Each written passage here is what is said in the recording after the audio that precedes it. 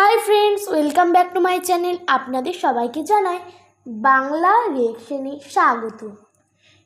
আজকে আমরা একটা অসাধারণ ভিডিও বানাতে চলেছি। পৃথিবীর এমন কিছু জায়গা আছে যেখানে মানুষ সহজে যেতে পারে না, যেগুলো শুধু ভূতের গল্পে সীমাবদ্ধ তা নয়, বাস্তবেও সেগুলোর চারপাশে এক ভয়ানক পর্দা রয়েছে।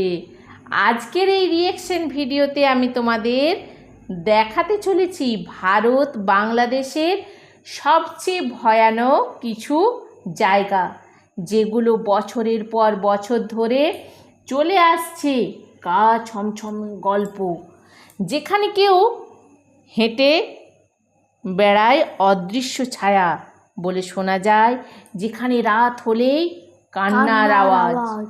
তবে সব কি সত্যি নাকি শুধুই কান্নার? যেসব ঘটনাগুলো কল্পনার গো, যেসব ঘটনাগুলো শুনলে আমাদের শরীর ঠান্ডা হয়ে যায়, তাকে শুধু কাকতালীয় নাকি এর পেছনে আছে সত্যি কোনো অজানা শক্তি? তাহলে ভিডিওটা বন্ধুরা ভালো করে দেখো।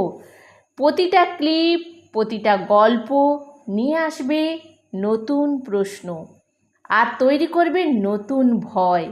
তাহলে আর দেরি না করে চলো তাহলে ভিডিওটি শুরু করা যাক।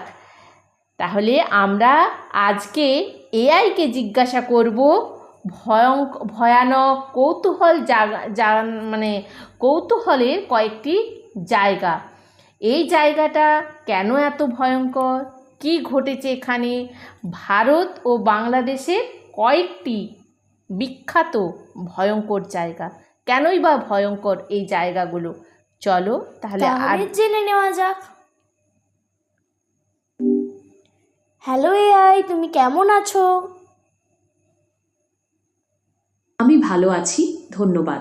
আপনি কেমন আছেন? আমরা খুব ভালো আছি।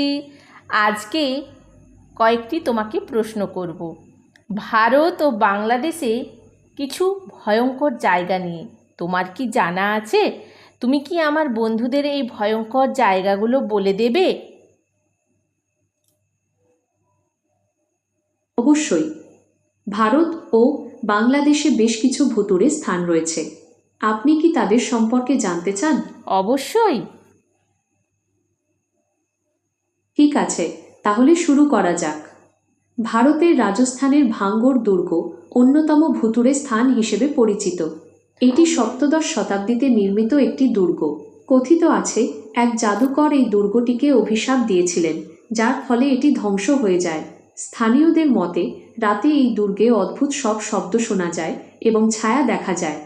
এরপর পশ্চিমবঙ্গের কলকাতার রাইটার্স বিল্ডিংয়ের কথা বলা যায়। এটি ব্রিটিশ আমলে নির্মিত একটি সরকারি ভবন। শোনা যায় এই ভবনে বহু মানুষের মৃত্যু হয়েছে এবং তাদের আত্মা এখনও এখানে ঘুরে বেড়ায়। এটা কি সত্যি ঘটনা? এই ভুতুড়ে গল্পগুলোর কোনো বৈজ্ঞানিক ভিত্তি নেই, তবে এই গল্পগুলো প্রজন্মের পর প্রজন্ম ধরে চলে আসছে। তাই এগুলো বিশ্বাস করা বা না করা আপনার ব্যক্তিগত পছন্দের উপর নির্ভর করে। আপনি যদি এই স্থানগুলো পরিদর্শন করতে চান তাহলে দিনের আলোয় যাওয়াই ভালো। আচ্ছা, তাহলে ভারতের হলো, বাংলাদেশের ভয়ানক জায়গা কোনগুলি? বাংলাদেশের কিছু ভুতুড়ে স্থান হল ঢাকার লালবাগ কেল্লা, নাটোরের চলন বিল, চট্টগ্রামের ফয়েজ লেক এবং সোয়াচ অফ নো গ্রাউন্ড। এই স্থানগুলো সম্পর্কে আপনি আরও কিছু জানতে চান? অবশ্যই। আচ্ছা, ঢাকার লালবাগ কেল্লা একটি ঐতিহাসিক দুর্গ। এটি মুঘল আমলে নির্মিত হয়েছিল। কথিত আছে এখানে পরী বিবি নামে এক রাজকন্যার সমাধি রয়েছে। স্থানীয়দের মতে রাতে এই সমাধিতে কান্নার আওয়াজ শোনা যায়। নাটোরের চলন বিল বাংলাদেশের বৃহত্তম বিল। এটি প্রাকৃতিক সৌন্দর্যের জন্য বিখ্যাত, তবে এই বিলের কিছু অংশ ভুতুড়ে বলে মনে করা হয়। স্থানীয়দের মতে রাতে এখানে মাছ ধরতে যাওয়া জেলেরা প্রায়ই অদ্ভুত আলো এবং শব্দ দেখতে পান। চট্টগ্রামের ফয়েজ লেক একটি কৃত্রিম হ্রদ। এটি একটি জনপ্রিয় পর্যটন কেন্দ্র, তবে এই হ্রদের কাছে একটি পুরনো বাংলো রয়েছে যা ভুতুড়ে বলে পরিচিত। শোনা যায় এই বাংলোতে এক ইংরেজ সাহেবের আত্মা ঘুরে বেড়ায়। সোয়াচ অফ নো গ্রাউন্ড বঙ্গোপসাগরের গভীরতম খাদ। এটি একটি রহস্যময় স্থান।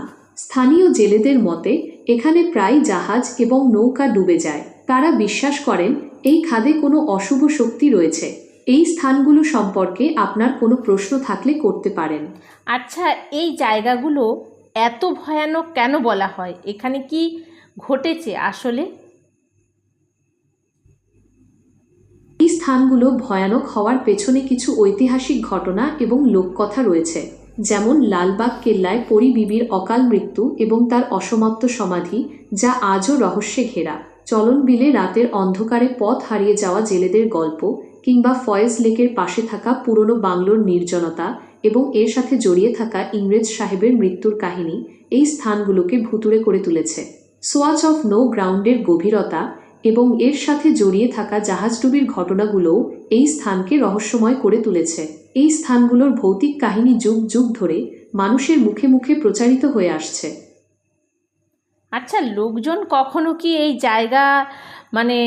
জায়গা থেকে নিজের চোখে দেখেছে, না পুরোটাই বাস্তব নাকি লোককথা? এই স্থানগুলো সম্পর্কে অনেক গল্প প্রচলিত আছে, কিন্তু এর বেশিরভাগই লোকমুখে শোনা। কিছু মানুষ হয়তো অদ্ভুত অভিজ্ঞতা লাভ করে থাকতে পারেন, কিন্তু এর কোনো বৈজ্ঞানিক প্রমাণ নেই। তাই এই ঘটনাগুলোকে পুরোপুরি বাস্তব বা অবাস্তব বলা কঠিন। আপনি যদি এই স্থানগুলো সম্পর্কে আরও জানতে চান, তবে সেখানকার স্থানীয় মানুষদের সাথে কথা বলতে পারেন। তাদের অভিজ্ঞতা হয়তো আচ্ছা, আপনাকে এই অন্যরকম জায়গায় ধারণা যেতে দিতে গেলে পারে। এই জায়গায় যেতে গেলে কোনো অনুমতি বা সাহস লাগে কি?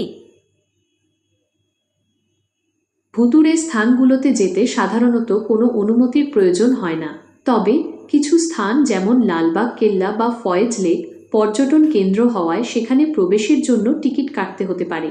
আর হ্যাঁ, এই স্থানগুলোতে যেতে সাহসের প্রয়োজন তো অবশ্যই। রাতের অন্ধকারে একা যাওয়াটা ঝুঁকিপূর্ণ হতে পারে, তাই দল বেঁধে যাওয়াই ভালো।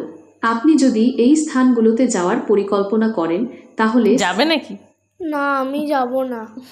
কেন ঝুঁকিপূর্ণ হবে? ভুতুড়ে স্থানগুলো সাধারণত নির্জন এবং অন্ধকার হয়। রাতে সেখানে পথ হারিয়ে যাওয়া, বন্য প্রাণী বা পোকামাকড়ের আক্রমণের ঝুঁকি থাকে। তাছাড়া পুরনো বাড়িঘর বা কেল্লার ভগ্নস্তূপ থেকে দুর্ঘটনা ঘটার সম্ভাবনাও থাকে। তাই সাবধানতা অবলম্বন করা জরুরি।